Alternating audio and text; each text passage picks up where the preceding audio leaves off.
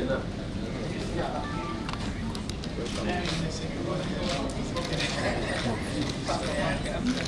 smash, oh my god.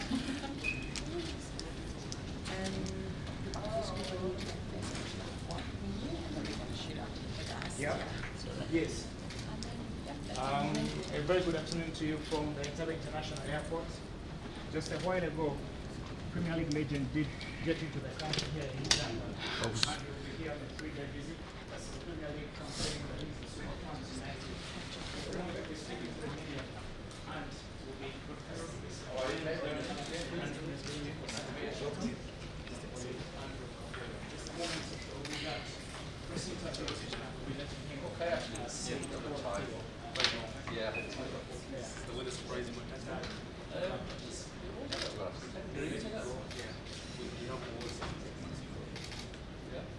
Africa. This is the most beautiful country on the African continent. You realize when you step out that it was warm. Yeah, it's warm.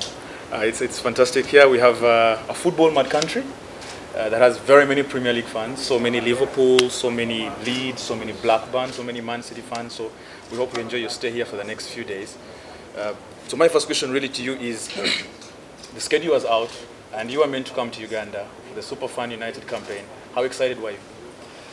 Look, you know, it's always a real experience when you get to visit new countries, and obviously Uganda is a place I've never ever been before. So, yeah, massively looking forward to it. You know, as I said, you know, I'm only here for a short time, but hopefully there's a lot to do in that short period of time. So, yeah, I'm looking forward to the trip. It's a special broadcast from the Entebbe International Airport. Robbie Fowler, Premier League legend, is here, and this is for Barclays Bank Uganda, a member of the Absa family. We are very excited to have him here, where we'll be meeting so many different fans. The questions here for Facebook Live, very specific questions as well. So we might be jumping with the questions that are from different subjects. 163 goals in the Premier League, 6th top scorer of all time. Fans have always had an interesting question. Any favourites from that many goals that you can recall? You know, in all fairness, no. I really have. I mean, being a striker, you know, I think it was all about scoring goals. And if I'm being totally honest, I love tap-ins. You know, being someone who scored tap-ins was primarily what I wanted to do, because that meant I was doing my job. I think anyone now and again can score goals from outside the box, but if you're in the right place at the right time, you know, that's what I'm there for. So yeah, I love any tap-in. You've had a long career, Robbie. Played at some of the best clubs in one of the most competitive leagues out there. If you look at your career, 2 or 3 moments you consider your proudest? I think by far the proudest was when I re-signed for Liverpool.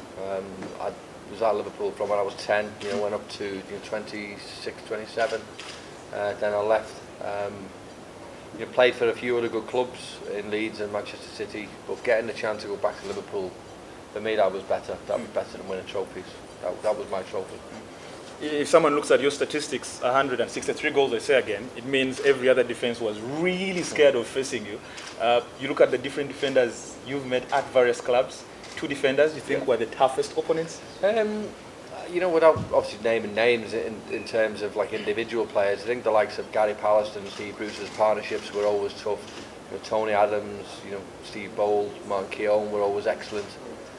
You know, Rio Ferdinand, Jaap Stam, you know, as partnerships were brilliant. So yeah, I mean, being a Liverpool player, you know, the games against Manchester United pairings were always very tough.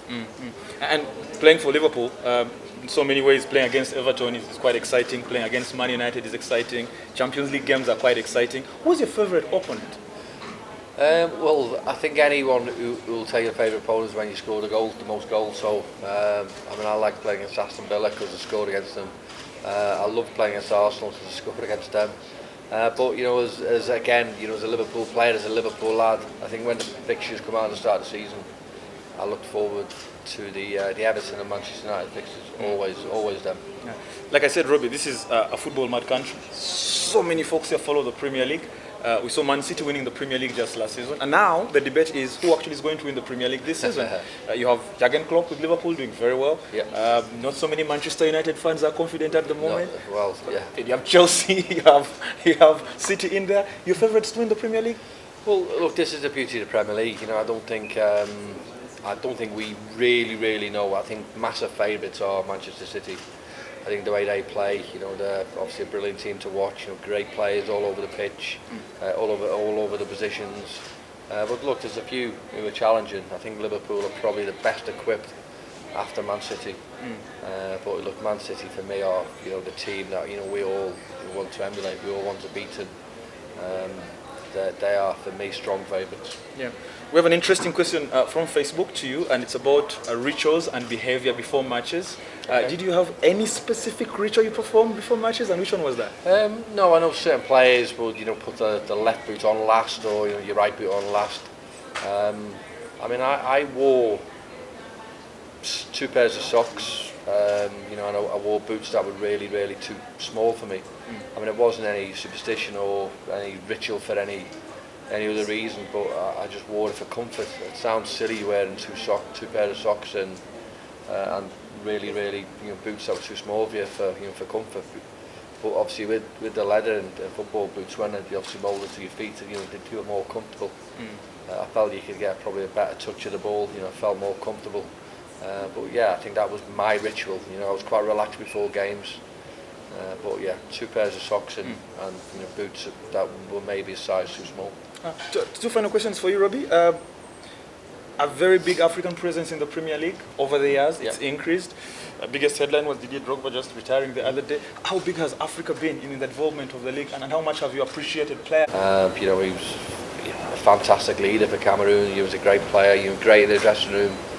And I think with African players, they bring a character to the dressing room that maybe your teams have lacked. So there's always a bit of flamboyancy in it. But in terms of what they do, when they get on the pitch, so JJ Okocha was a fantastic player.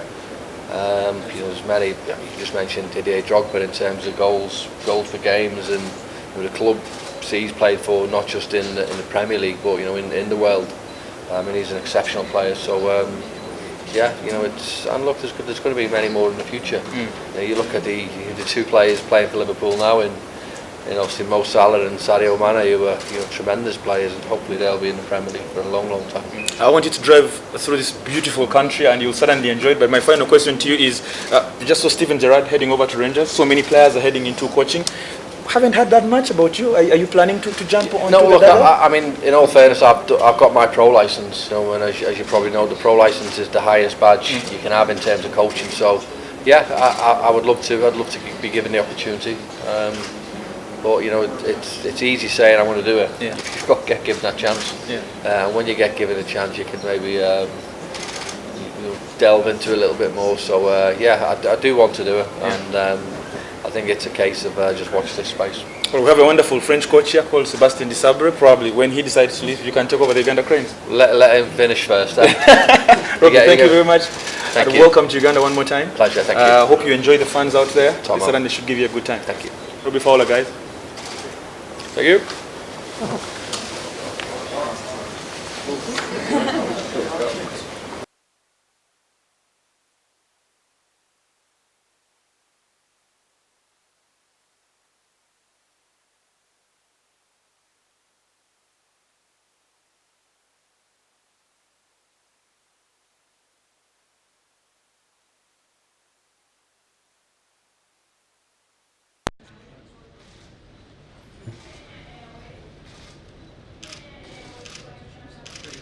Fantastic.